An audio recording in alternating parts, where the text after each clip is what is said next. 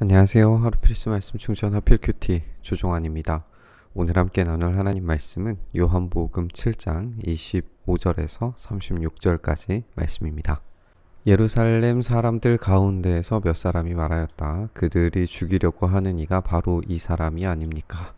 보십시오. 그가 드러내놓고 말하는데도 사람들이 그에게 아무 말도 못합니다. 지도자들은 정말로 이 사람을 그리스도로 알고 있는 것입니까? 우리는 이 사람이 어디에서 왔는지를 알고 있습니다. 그러나 그리스도가 오실 때에는 그 어디에서 오셨는지 아는 사람이 없을 것입니다. 이렇게 이야기를 하고 있어요. 우리 이제 이전에 7장의 내용들을 좀 한번 생각을 해보면 예수님의 형제들 그리고 우리가 생각했을 때의 문맥상의 유대 지도자들 그리고 종교 지도자들 그리고 무리들 이런 사람들이 모두 지금 서로 의견의 일치가 이루어지지 않으면서 이제 서로 예수님에 대한 어떤 그런 반감을 표현하는 그런 장면들을 우리가 살펴보고 있잖아요. 그러니까 모든 그룹의 사람들 가운데에서 지금 반대가 일어나고 있는 걸 우리가 확인을 할 수가 있죠. 이렇게 모든 그룹 안에서 지금 반대가 이루어지고 있다라고 하는 걸 우리가 알 수가 있는 거죠. 그 가운데서 이제 지적을 하는 것은 이 사람이 이제 종교 당국자들이 그들이 죽이려고 하는 그런 사람인 것 같은데 왜 가만 내놓는가, 드러내놓고 말하는데도 그렇게 하는 이유가 이 사람을 정말로 그리스도로 알고 있는 것 아니냐 의심을 하는 거죠. 그리고 이 사람이 어디에서 왔는지를 알고 있는데 그리스도가 오실 때에는 어디에서 오셨는지 아는 사람이 없을 것이다 라고 하면서 이제 당시 사람들의 그리스도관에 대해서 이제 이야기하고 있는 것처럼 보여요. 우리가 자세하게 상세하게 이 당시 사람들이 그리스도에 대해서 예수님 말고 그 당시 사람들이 생각하던 그리스도관에 대해서 우리가 다 알 필요까지는 없겠지만 그 당시 사람들에게는 이제 어떤 관념이 있었다는 거죠. 그리스도에 대한 어디서부터 와서 어떤 사역을 하고 뭐 이런 관념들이 분명히 있었다는 거죠. 자기들 기준 안에서 예수님은 부합하지 않는 인물이라는 이야기를 우리가 유추를 해볼 수가 있습니다. 그런 이들의 관념에서는 분명히 부합하지 않는 존재이지만 우리가 이 문장을 봤을 때에는 너무나 부합하는 이야기를 보게 되는 거예요. 왜냐하면 우리는 이 사람이 어디에서 왔는지를 알고 있다라고 예루살렘 사람들 가운데서 몇 명이 이야기하고 있지만 그들은 지금 예수님이 어디로부터 왔는지 알지 못하고 있어요. 왜냐하면 예수님이 어디에서 오셨냐 하면 우리가 요한복음 1장에서 본 것처럼 하늘에서부터 오신 분, 하나님 그 자체이신 분이라는 걸 우리가 알고 있기 때문에 그들은 안다라고 이야기하지만 실제로는 모르고 있는 거죠. 그래서 어디에서 오셨는지 아는 사람이 없을 것입니다라고 하는 이 말이 역설적으로 옳은 문장이 되어버리는 걸 우리가 보게 됩니다. 그러니까 지금 이 예루살렘 사람들 가운데 있는 어떤 예수님을 반대하는 분위기가 점점 극심해지는 분위기를 우리가 읽어낼 수 있지만 그들 안에서 말하게 되어지는 그 모든 문장들은 성취되어져 가는 걸 우리가 알 수가 있죠. 예수님께서 성전에서 가르치실 때에 큰 소리로 말씀하셨어요. 너희는 나를 알고 또 내가 어디에서 왔는지를 알고 있다. 그런데 나는 내 마음대로 온 것이 아니다. 나를 보내신 분은 참되시다. 너희는 그분을 알지 못하지만 나는 그분을 안다 라고 이렇게 이야기하시면서 이전의 본문들에서 진술하셨던 내용들을 재진술하시는 걸 우리가 볼 수가 있어요. 나는 그분에게서 왔고 그분은 나를 보내셨기 때문이다. 우리가 이제 그리스도가 오실 때 어디서 오셨는지 아는 사람이 없을 것입니다 라고 그렇게 말했던 유대인들의 자기 관념의 생각들을 깨뜨리시는, 그래서 어디로부터 온 존재이신지를 하나님으로부터 오신 분이시다. 그렇기 때문에 너희가 알 수 없다 라고 하는 걸 이 문장을 통해서 이제 답변하시는 걸 우리가 보게 됩니다. 사람들이 예수님을 잡으려고 했지만 아무도 그에게 손을 대는 사람이 없었어요. 그것은 그의 때가 아직 이르지 않았기 때문이다. 우리가 알고 있는 것처럼 이 그의 때라고 하는 것은 예수님의 십자가 사건이 될 거라는 걸 우리가 예상을 해볼 수가 있죠. 무리 가운데서 많은 사람이 예수님을 믿었어요. 그들이 말합니다. 그리스도가 오신다고 해도 이분이 하신 것보다 더 많은 표징을 행하겠는가? 그들이 예수님을 믿긴 믿었는데 정말 완전한 믿음에 이르렀는가? 그렇지 않았으리라고 생각을 해볼 수가 있죠. 아직 그 때가 이르지 않았기 때문에 이 무리들의 이런 반응, 많은 사람이 예수님을 믿었지만 또 많은 사람이 예수님을 반대하고 떠나게 되는 이런 갈등과 긴장의 어떤 계속된 상승 곡선을 우리가 확인을 해볼 수가 있어요. 누군가는 그리스도가 아니라고 이야기를 하고 누군가는 그리스도가 오신다고 해도 이보다 많은 기적을 행하겠는가라고 이야기를 하면서 이런 갈등이 점점 심화되는 걸 우리가 확인을 해볼 수가 있습니다. 무리가 예수를 두고 이런 말로 수군거리는 것을 바리새파 사람들이 들었기 때문에 이제 가만히 내버려 둘 수가 없는 거죠. 예수님을 잡으려고 성전 경비병들을 보내게 됩니다. 예수님께서 그들에게 말씀하세요. 나는 잠시 동안 너희와 함께 있다가 나를 보내신 분께로 간다. 그러면 너희가 나를 찾아도 만나지 못할 것이요 내가 있는 곳에 너희도 올 수 없을 것이다 라고 이렇게 이야기를 하십니다. 예수님은 나를 보내신 분께로 다시 돌아가시게 될 거예요. 이게 이제 십자가 사건과 부활로 이제 우리가 확실하게 알게 되겠죠. 그러면 너희가 나를 찾아도 만나지 못할 것이고 내가 있는 곳에 너희도 올 수 없을 것이다 라고 이렇게 사실을 말씀하시는 건데 유대 사람들은 이제 서로 말하기 시작을 합니다. 이 사람이 어디로 가려고 하기 때문에 자기를 만나지 못할 것이라고 하는가?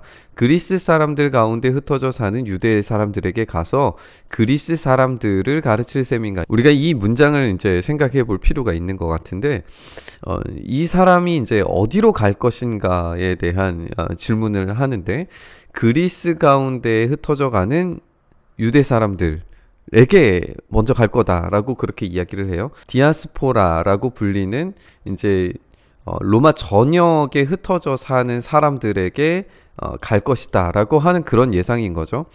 여기에서 이제 실패해서 멀리 떨어져서 사는 그런 사람들, 동포들에게로 쫓겨나는, 추방당하는 그런 이미지처럼 보여요. 그런데 이 문장이 얼마나 이제 경멸적인 이야기냐 하면 그리스 사람들을 가르칠 셈인가 라고 이야기하면서 디아스포라로 흩어져 있는 유대인들에게 가르침을 주지 못하고 이방인인 그리스 사람들을 가르치기 시작할 것이다 라고 이야기를 하면서 완전히 이거는 이제 그 당시의 사람들의 입장에서 너는 우리 유대인들을 가르치지 못할 정도의 수준을 가지고 이방인이나 가르쳐라. 굉장히 경멸적인 이야기로 말할 수 있는 그런 문장입니다. 그런데 우리가 이 본문을, 이 문장을 이제 반대로 거꾸로 생각을 해보면 이제 예수님을 따르는 사람들은 그리스 사람들 가운데 흩어져 사는 유대 사람들에게로 실제로 가죠. 사도행전 그리고 그 이후로 이제 흩어져 가는 그런 교회의 모습을 생각을 해보면 그리스 사람들 가운데 흩어져 사는 유대 사람들 속으로 들어갑니다. 그들 공동체 가운데로 들어가고 실제로 이 그리스 사람들을 가르치게 돼요. 이방인들 가운데 일어나는 그 회심을 교회가 경험하게 됩니다. 이 유대 사람들은 경멸적인 언어로 예수님을 향하여서 당신은 우리를 가르칠 만한 수준의 사람이 아니다. 가서 이방인이나 가르쳐라 라고 하는 그런 경멸적인 언어를 내뱉었는지 몰라도 이 말은 나중에 부활 이후에 실제로 일어나는 그런 실제적인 사건으로 이뤄지게 되는 것을 우리가 볼 수가 있어요. 경멸적인 언어로 내뱉은 그 이야기가 사실화되면서 오히려 진짜 수치를 당하고 비난을 당하게 되는 것은 이들이 되는 걸 우리가 알 수가 있습니다. 또 너희가 나를 찾아도 만나지 못할 것이요 내가 있는 곳에 너희도 올 수 없다고 한 것은 무슨 말인가, 무슨 뜻인가 이들은 깨닫지 못하고 있지만 결국에 이 말은 예수님의 십자가와 부활을 통하여서만 경험되어지고 그것을 알고 깨달은 사람들은 제자가 되어서 이 그리스 사람들 가운데 흩어져 사는 유대 사람들에게, 그리고 그리스 사람들에게 이 복음이 전파됨으로써 유대인들보다도 훨씬 더 많은 하나님의 가족들이 생겨나는 것을 우리가 지금 경험을 하고 있는 걸 볼 수가 있습니다. 저는 이 역설을 오늘 좀 한번 생각을 해봤으면 좋겠습니다. 유대인들은 예수님을 향한 반대, 그리고 모멸과 경멸에 가까운 이야기들을 쏟아내고 있지만, 그 말들이 결과적으로는 예수님을 향하여서 비난의 언어가 아니라 예언적인 이야기로 변하게 되는 걸 우리가 보게 되죠.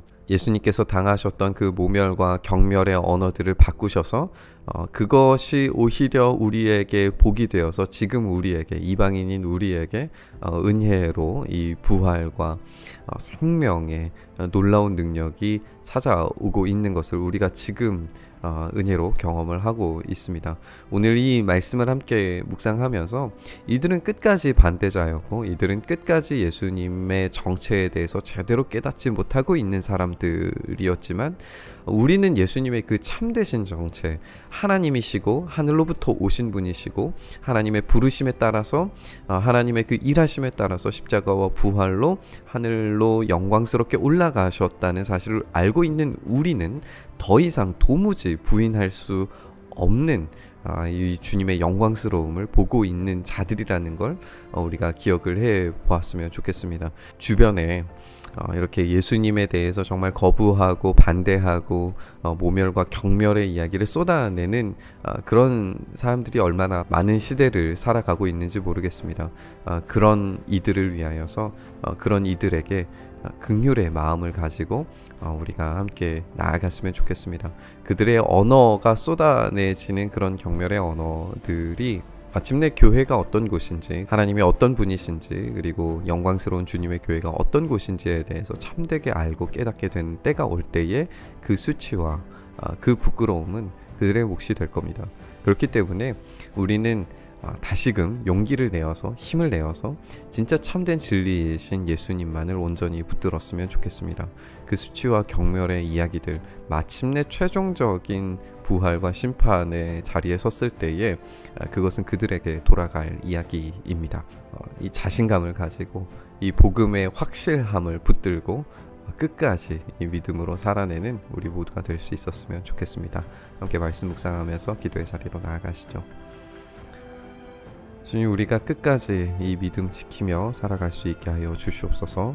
흔들리지 않는 믿음 우리에게 허락하셔서 우리를 향하신 주님의 그 사랑, 주님의 그 놀라우신 은혜를 온전히 붙들며 사는 인생 되게 하여 주시옵소서.